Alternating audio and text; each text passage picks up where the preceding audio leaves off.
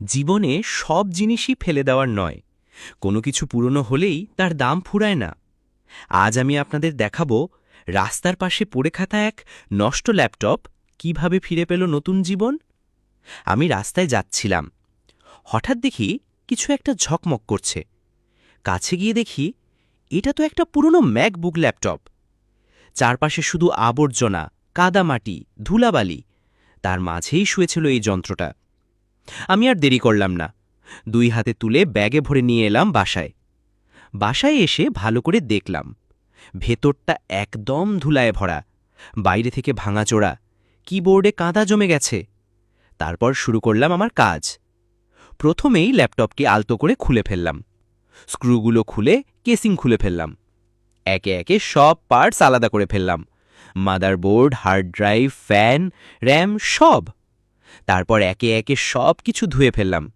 ব্যবহার করলাম isopropyl alcohol, brush, বাতাসের স্প্রে, যাতে ধুলাবালি আর ময়লা সব দূর হয়। কিবোর্ডটা আলাদা করে সাবান দিয়ে পরিষ্কার করলাম, প্যানেলগুলোকেও মুছে চকচকে করলাম। মাদারবোর্ড ভালোভাবে শুকিয়ে নিয়ে আবার সেট করলাম। কিছু জায়গায় সোল্ডারিংও করতে হলো, একটা ভাঙা কানেকশন ঠিক করতে হলো তার দিয়ে। তারপর সব পার্ট আবার বসালাম একে একে। এবার আসল পরীক্ষা, ল্যাপটপটা অন হবে কিনা। বাতি জ্বলল, আমি একটু দম আটকে গেলাম।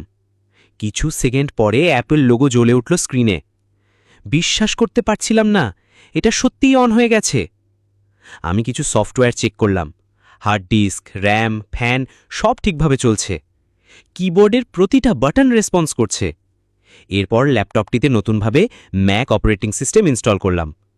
সব শেষে বাইরে থেকে পুরো ল্যাপটপটিকে ভালো করে মুছে পলিশ করে নতুন রাবার স্টিকার লাগালাম, যেন দেখতে একদম নতুনের মতো লাগে। এখন এই ল্যাপটপ দিয়ে আমি ইউটিউব ভিডিও এডিট করতে পারি, ইন্টারনেট চালাতে পারি, লেখালেখি করতে পারি।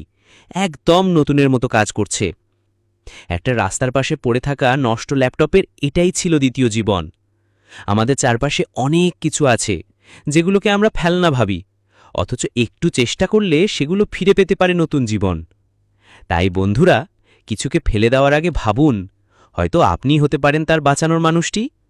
অনেকেই হয়তো ভাববেন, এত কষ্ট করে একটা নষ্ট জিনিস ঠিক করার দরকার কি? কিন্তু আমি বলবো, এই কষ্টটাই একটা শিক্ষা। এটা শুধু একটা ল্যাপটপ মেরামতের গল্প না, এটা হার না মানার গল্প। একটা অকেজো বস্তুকে ভালোবাসা, ধৈর্য আর পরিশ্রম দিয়ে নতুন রূপ দেওয়ার গল্প। এটা আমাদের জীবনেরও প্রতিচ্ছবি।